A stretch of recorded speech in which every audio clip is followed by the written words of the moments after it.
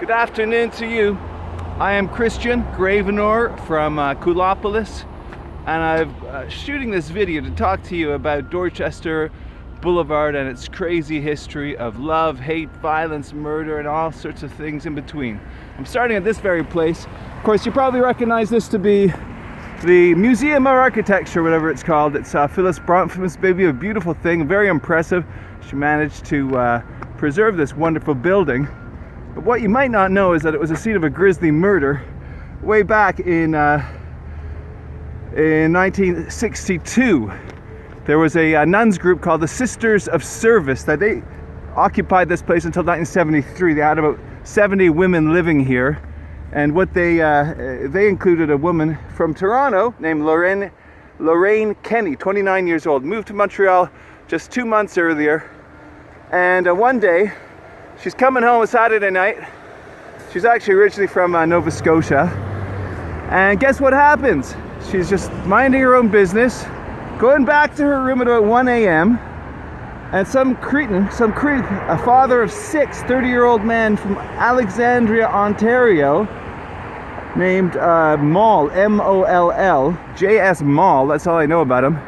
He came in, he climbed up the staircase outside the fire escape, pulled off a grill, pulled out a rifle, and he aimed at her from 5 feet away with his rifle. Now the thing is, he was a spurned lover out to shoot his girlfriend, I guess, who rejected him. And the victim, Miss Kenny, had nothing to do with him at all. He totally saw the wrong person. He shot her to death, even though it was the wrong person. That was what you call a massive, massive blunder. Sort of tragedy that no one speaks of. However, this place has become a wonderful institution in Montreal, and we recommend you go there. Now I'm going to move on farther east along Dorchester here. What we see is the corner, I can't remember which of this is, St. Matthew and St. Mark. I always get them mixed up. Now, we have one of Montreal's most notorious ever serial killers who lived right over here. And he committed his first murder over here as well. I'm going to get to it in a few seconds if I don't get run over. A lot of people get run over in Dorchester. I'm going to tell you a couple stories about that, very sad stories. If you could bear with me. Nice, cold, beautiful evening here in Montreal. Now, we've got these lovely old buildings over here on my left, the north side of Dorchester, west of Guy. And when we get to 1849, that is when we see, actually, we're looking first at 1831. That is where a woman used to sit on her stoop late at night because she missed her boyfriend. Her name, let me get the names right here. Her name is Shirley Odette, just 20 years old. Now this Shirley Odette was a lovely young woman who had maybe a little bit of mental instability, and she was very nervous, generally speaking. And so she would sit over here on her deck, and who comes along but the serial killer? Wayne Bowden, B-O-D-E-N. He called himself Bill, even though his name was Wayne Clifford Bowden. So Bill met her and sweet-talked her. Now Bill was a pretty clever guy. He was a good-looking dude. He was from Hamilton, Ontario. He was working in Montreal as a salesman of some sort.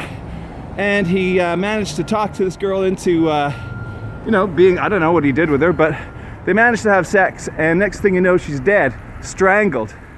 This is where Wayne Bowden lived. Apartment 24 of this particular building, 1849 Dorchester, and she lived over here at 1831, a couple doors down. So, of course, nobody knew who did it. And Bill L'Etrangler, the vampire killer Bowden, went on to kill another couple of people here in Montreal, as well as a woman in Calgary. Now, the reason we mention this story is because some people claim that the women were very much enjoying what he did, but it's absolutely untrue. It's disgusting to spread that rumor. I actually have copies of the coroner's report.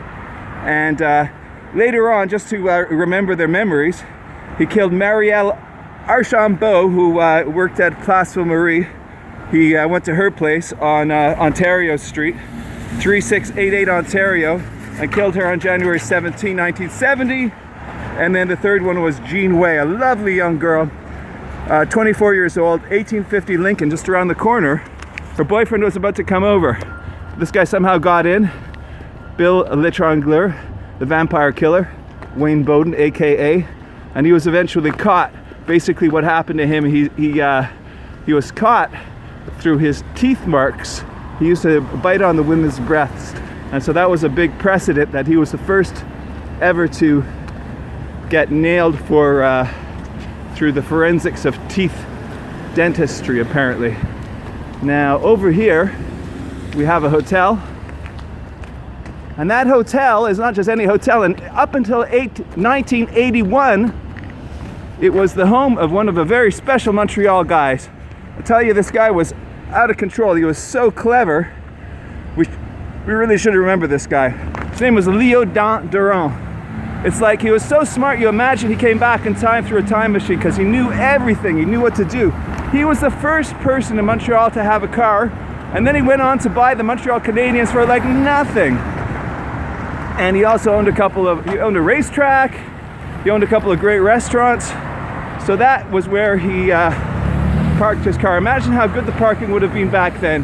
Apparently he had trouble getting a parking permit because there was no such thing before they had other cars. Now back to tragedy here. Over here on the 3rd floor, of course this is the Grey Nuns place, founded by Marguerite Duville. The Grey Nuns, of course, is her husband was a he made a lot of money in selling alcohol, and grise was a term for drunken. So she built this place, and she always said, I didn't want to build something fancy, but all the freaking Protestant neighbors were pushing us to make something very posh. So that's why this place got to be so amazingly beautiful. I think they were feeling a little bit sheepish about it. But the reason why I'm walking down here, showing you the top floor, is something far more grisly than you're ready to. Just hold on to your seat. Basically what happened here, how many people died here? 31 children died, burned to death in 1918, Valentine's Day 1918. There were 170 of those small children up there, but 31 of them actually perished. They were at the top floor over there, that wing. Oops, my finger's over the camera, pardon me. My fingers are about to fall off, they're freezing. So basically there was 285 soldiers on the 2nd floor. They all got away, no problem. But those poor little babies, now I'm assuming they're orphans. I don't have my notes in my notes, but I'm thinking they're orphan kids, because why else would they be there? So there was another 200 other people old and sick on the 1st floor. So I guess the lesson is, you don't put the little helpless babies at the top floor. So here we are, we're going to go further down. Now there's a very interesting story at the very bottom of this street, which I'm not going to walk towards because I just don't feel like it. But there was a street called Oldfield Place. Now you know what happened there, right? By the way, if you're curious why I'm making this video, it's because I have something to sell. What am I selling? I'm selling my book, which is called Montreal 375 Tales, which is pretty much almost completed. Gonna have it out soon. Watch for it. It is the best book about Montreal of all time. You will love it. Also, I have a course I'm teaching, and if I don't get one more person to sign up, February 6th it starts, they're going to cancel it. So be that person to save my course, please. Details, I'll put that below in what I'm posting here, okay? It's at Vanier's on Mondays and Wednesdays. Now, the story about this street, which is parallel to Dorchester, over there, very short street, it's called Oldfield Place, foot of St. Matthew. In 1958, okay, there was a guy named Jacques Courbet who owned a building, all right? It was just a small building, but he kept on making it bigger and bigger and bigger. It was only 13 units, and then it got to be 46 units between 1954 and 1958. Now, he was a city councillor, but he was flouting the rules of the fire inspectors. So basically, it was a total fire trap. And how many people died? It caught fire 3 times, I believe. 3 times over 3 years. But the 1958 fire killed 16 people. I'm telling you, bad news, man. So that street was basically demolished. Everything was gone. There's a few buildings on it. Nothing remains. Once upon a time, it seems that they wanted to extend this over to Overdale, and then Overdale over to the Gauchetière, what we call the Rue des Canadiens, which was a really strange project, which they actually managed to actually demolish one street farther down to do, but it just made no sense at all. Now, of course, we're passing once again the Grey Nuns place. Beautiful building. I'll tell you a story. I once tried to go. I phoned them over and over. I said, "Can you guys give me a tour? I'm a journalist." They said, "No." And I phoned them back. "Could you give me a tour? I'm a journalist." "Nope." And so a third time, I actually just showed up. I didn't tell them I was a journalist. I said, "Can you give me a tour?" And they were so nice. They gave me a tour, and I saw everything inside. They had beautiful artwork and all sorts of catacombs and everything in there. Now, the thing is, you know, they had to guard it so closely. Basically, it was empty. Now it's, of course, being either fully handed over to Concordia, or it's in the midst of being handed over to Concordia. Now, this building, I believe it's been there since 1966. Totally boring. I guess it's the Yellow Pages building, but when it was open, it was the Northern Telecom building. Basically, nothing interesting ever happened there other than a bank robber in the first floor in 1966, where there was chase and all that. But whatever. Those are a dime a dozen in Montreal, right? Okay, now this is incredible. You know what that is, of course, eh? That has been there for 250 years, and I do not know if it's the actual same piece of wood or if they've replaced it or got rotten. They should do an ad for this beautiful cross, because it really has stood up. If in fact it's the same piece of wood, it's been there for 250 years. Now, I'll tell you the story. A guy named a guy named Belle-Île, okay? He robbed the home of Jean-Baptiste Goyer and, no, my mistake, Jean Favre and Marie-Anne Bastien, okay? So, this guy, Belle-Île, he was robbing their house, and they saw him, and he killed them, and that was a very bad thing for him to do. So they caught Belle-Île, and they broke him alive. They put him on a wheel in Market Square down in Old Montreal. And what did they do to him? They broke his arms, legs, thighs, kidneys. They busted it alive while he was on the wheel, face towards the sky. Now that was, this cross has been there, but it was shifted over a few feet when they widened Dorchester in the mid-1950s. Which gets me to this place. I freaking love that little mushroom building, but apparently it doesn't turn, which is a bit of a betrayal, because man, I always thought that would be cool if that was turning. You remember imagine sitting in that restaurant? Once again, lesson 1, don't get run over here. Okay, the only really interesting thing that happened at the Maritime Hotel, quite sad as well, of course, as is everything in life. Montreal, I'll tell you, it's full of tragedy. Let me find my notes here. Guido Pucci. Now, Guido Pucci was a singer, a lot like Tony Bennett, kind of cheesy, but he was making the rounds quite a lot in those years. He was 55 years old doing a set here, doing his crooner tunes, and in walks Doriana Di Taddeo, 33. He's 55, she's 33, so I guess they had a little fling. They were lovers, she was a spurned lover. Bam, bam, she shoots him dead. So that was the end of Guido Pucci. No more appearances on the Ralph Lockwood Show. Okay, now across the street, at that corner that you're seeing, the southeast corner of Dorchester, you got something called the Desjardins Restaurant. Now, most people know the Desjardins Restaurant to be on Mackay, just above Dorchester, right? That's a pretty cool building right around the corner. I'm not going to show you, but basically this building here was his third restaurant. He started it on Peel Street, then he came over to Guy and St. Catherine, and this was his third place, okay? So in 1910, I guess, he opened it, and about 1945 he closed it. No, after 45. Basically what happened is, he was a very friendly guy, Eugene Desjardins. He closed on the building, but you could come in anyway and eat all 4 in the morning, 5 in the morning. He'd feed you oysters, tell you stories, but people kept on coming to rob him. So he got tired of fighting back. He just gave the money after a while. Just a nice old guy. Basically, one day after work, I guess what, 1947-ish? Yeah, May 1947, on a rainy day, he leaves his work and gets run over right around here. So poor Eugene Desjardins, who everybody knew and loved. Now the reason that it's no longer there is because Dorchester was widened on the south side, so everything there was demolished. And what was next to it? I'm going to tell you now, as soon as this bus moves out of the way. The thing that was next to it was quite interesting as well. Basically, there was a thing called Hotel Dorchester from 1958 to about 1985. Now, this was a total flop of a hotel. I actually remember it in those very final days. They opened it up and had a La Régence restaurant and a Catalan lounge, but basically it just didn't work. People didn't want to go there, probably because there was a nifty hotel right over there. I guess it's called the Espresso. And so they got their lunch eaten, and they pretty much had to throw in the towel, and it got demolished. And unfortunately, it's been just an empty space. It was a rogue parking lot for many, many years, and it's been an empty space for a lot longer now.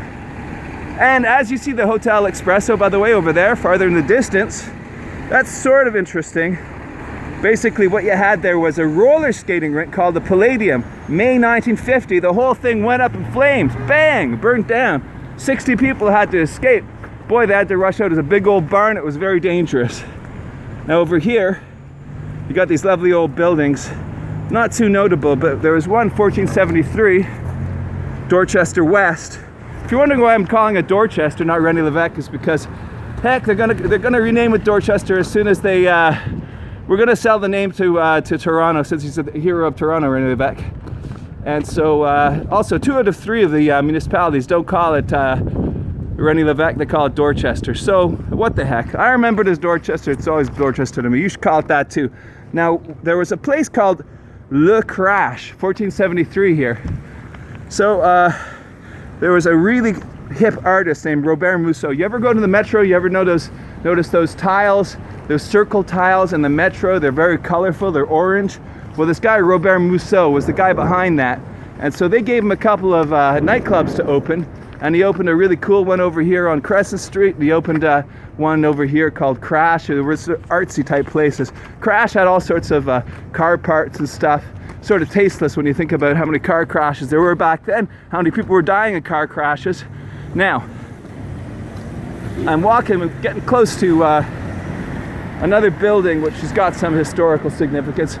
I'd like to cross, but I think I'll probably get run over. Okay, so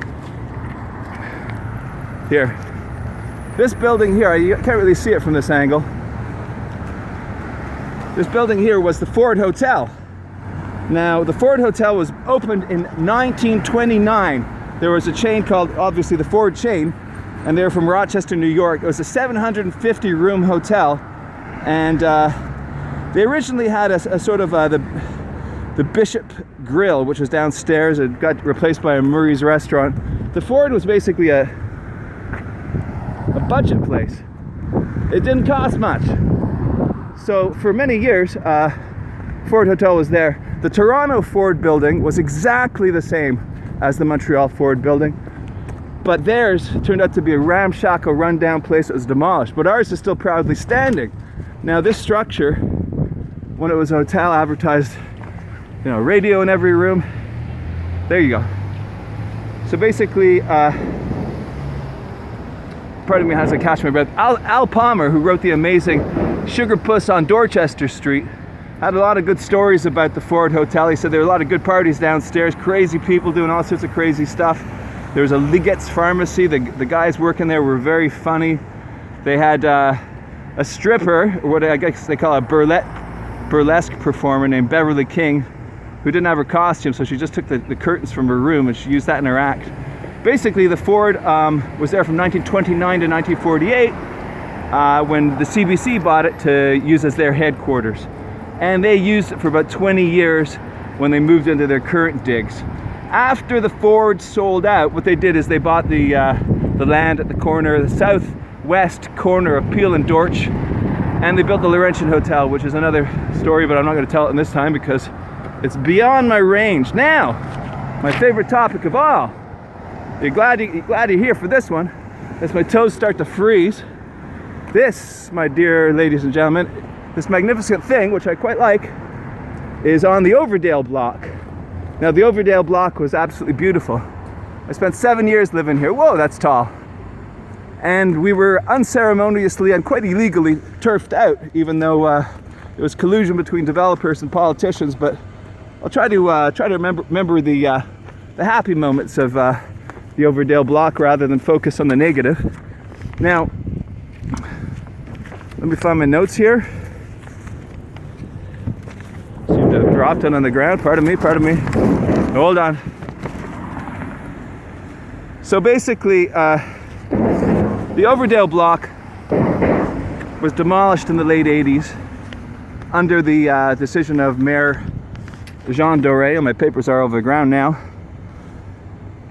And it was an amazing area, amazing little neighborhood full of artists and students and welfare people and immigrants and all sorts of things. On the third floor of where I lived, which is a little street here, would it be right here in front of where we are now, was an old cackling Finnish woman named Miss Ronnie. And she would offer to knit your socks. She'd been there forever. She was just so friendly, you know, a real maternal figure. Now on the second floor, just above me as I collecting my papers which fell on the ground, or the first floor, there was an Ethiopian named Solomon Tesfamarian. I remember that guy. Boy, what a cool guy. He used to talk about the spirit of the land in the building, and he didn't talk much, but one time he actually knocked a hole in the wall to build a window. Obviously, it was an apartment. He had no business doing that, but it's pretty funny. A guy on the second floor named John, he was super straight arrow, taxi driver. He used to play Eddie Cochran tunes. I liked him, you know. I love Eddie Cochran too. I got to become an Eddie Cochran fan, boy. Anyway, one day he met this punk temptress who got him hooked on heroin. Happy stories. Well, listen, baby. Let's go out. The place turned into a big shooting gallery. And one day he died. And I think it was his sister came to the door and said, "I'm looking for my brother." Oh my God, you didn't hear he died in the most saddest way. So that's a tragedy. All sorts of strange things that happen in this place. There's a janitor named Marcelino Orunia. He was Spanish, and he very, very sweet guy. There's a leggy blonde from Whitehorse that lived across the hall. I'd snoop in to see her. There's an Irish guy named Eddie living downstairs, punk rock guy.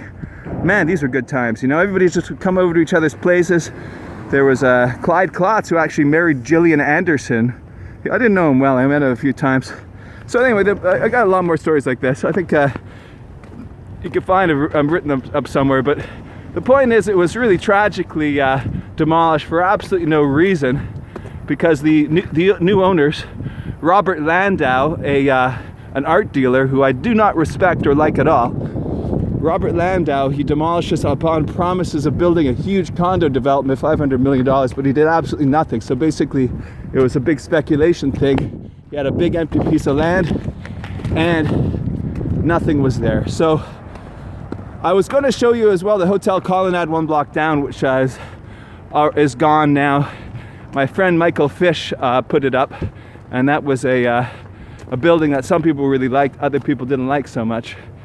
But I think I'm going to wrap up this. I'm going to wrap this thing up, the sucker up, because you know what? My fingers, I'm starting to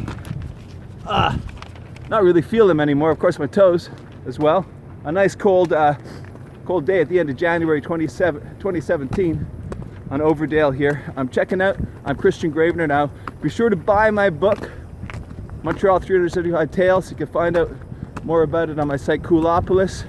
And if you can, sign up for my course, which is going to be coming up in a few days. Thank you so much for watching, tuning in. I'll see you next time.